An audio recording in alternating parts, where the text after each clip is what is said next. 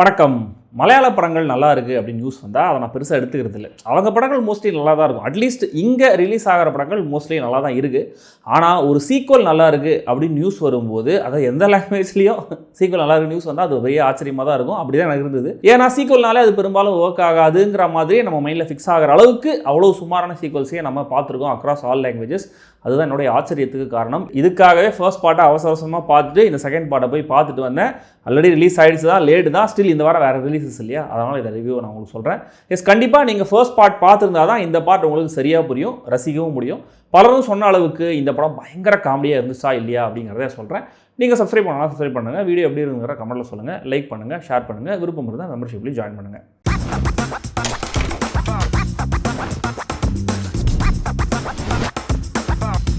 பரதநாட்டியம் 2 மோகினியாட்டம். தான் அப்பாவுடைய 2வது ஒய்ஃப் ருக்மிணியையும் அவங்க பையனையும் அவங்க சொந்த ஊரில் செட்டில் பண்ணிட்டு வரலாம் அப்படின்னு அங்கே ஒரு வீட்டை வாங்கி அவங்கள அங்கே குடி வைக்க சசிதரன் நாயரும் அவருடைய குடும்பமும் அந்த ஊருக்கு போகிறாங்க. உள்ளூரில் கொஞ்சம் அடாவடி பேர் வழியான கோவிந்தன் ருக்மணியை வந்து பார்த்து துக்கம் விசாரிச்சுட்டு அதுக்கப்புறம் சில அசாத்தியமான ஃப்ளாஷ்பேக் கதைகளை சொல்கிறாரு. தென் ஒரு டீல் ஒன்று ஆஃபர் பண்ணுறாரு. அந்த டீலுக்கு இந்த குடும்பம் ஒத்துக்கிட்டாங்கன்னா அவங்களுக்கு பல லட்சங்கள் பண விரயம் ஆகும். ஒத்துக்கலை அப்படின்னா இறந்து போனால் அவங்க அப்பாவுடைய பேர் கெட்டு போகும். அது என்ன ஃப்ளாஷ்பேக் கதைகள், அவர் பேசுகிற அந்த டீல் என்ன, அதுக்கு இந்த குடும்பத்துடைய ரியாக்ஷன் என்ன, இதெல்லாம் தான் இந்த Bharatanatyam 2 Mohiniyattam.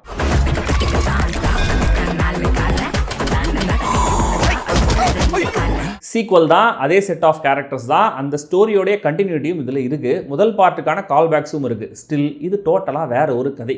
In fact first part ஒரு ஃபேமிலி காமெடி ட்ராமானா இந்த பார்ட் அவுட் அண்ட் அவுட் ஒரு டார்க் காமெடி.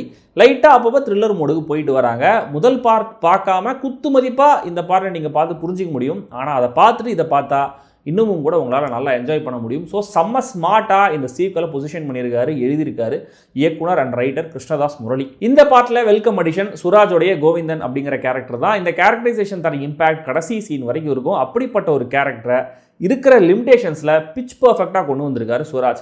இப்படியான ஓவர் பேரிங்கான கன்னிங்கான ஆட்களை நாமளும் பார்த்துருப்போம். அதனால் ஈஸியாக நம்மளால் ரிலேட் பண்ணிக்க முடியுது.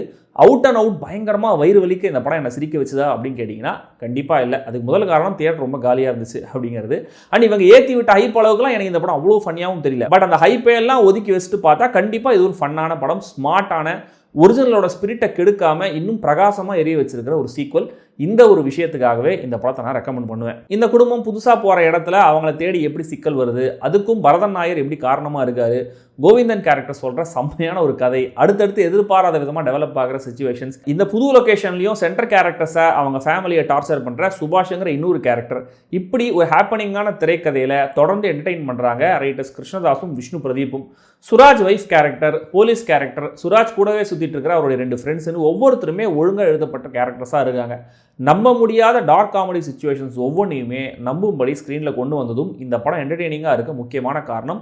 இந்த சீன்ஸில் ஒரு நல்ல சஸ்பென்ஸ் டென்ஷனும் ஹோல்ட் ஆகுது. ஃபர்ஸ்ட் பார்ட்டோடைய அந்த சுபாஷ் கேரக்டர் திரும்ப கதைக்குள்ளே கொண்டு வந்தது சம் ஐடியா. ஜெகதீஷ் கேரக்டருடைய பிளேஸ்மெண்ட், குடும்பமே ஒரு பெரிய பிரச்சனையிலேருந்து தப்பிக்கணும்னு சேர்ந்து போடுற அந்த சூப்பர் பிளான், அது எக்ஸிக்யூட் செய்யப்படுற விதம், அதில் காமெடியாக ஃபெரர்ஸாக வர விஷயங்கள், ஃபர்ஸ்ட் ஹாஃப்லேருந்து சொல்லப்பட்ட ஒரு போலீஸ் கேரக்டரோட என்ட்ரி, அந்த கேரக்டருக்கு கிடைக்கிற ஃபன்னியான அனுபவங்கள்னு கடைசி சீன் வரைக்கும் இந்த படம் நம்மளோட சுவாரஸ்யத்தை ஹோல்ட் பண்ணுது. கொஞ்சம் லென்த்தியாக போகிற செகண்ட் ஹாஃபை நல்ல சாட்டிஸ்ஃபைங்கான எண்ட் காப்பாற்றுது. கூலி ரெஃபரன்ஸ் எல்லாம் சரியான ஒரு உண்மைக்குத்து. ஸ்டார் காஸ்ட்டை பொறுத்த வரைக்கும் யார் நல்லா நடிக்கலை அப்படின்னு தான் தேடி பார்த்து சொல்லணும். ஆல்ரெடி சொல்லிட்டேன், சுராஜ் எக்ஸலண்ட்டாக பண்ணியிருந்தாரு. ஜூனியர் சுபாஷா, பேபி ஜீன் லைட்டாக தன்னுடைய நடிப்பில் ஒரு அமைச்சூர் தனத்தை காட்டியிருக்காரு. Still not bad. ஜெகதீஷும் நல்லா நடிச்சிருந்தாரு. சாய்ஜு குரூப், கலாரஞ்சனி, ஸ்ரீஜா ரவி, அபிராம்னு ஒவ்வொருத்தருமே பர்ஃபெக்ட்.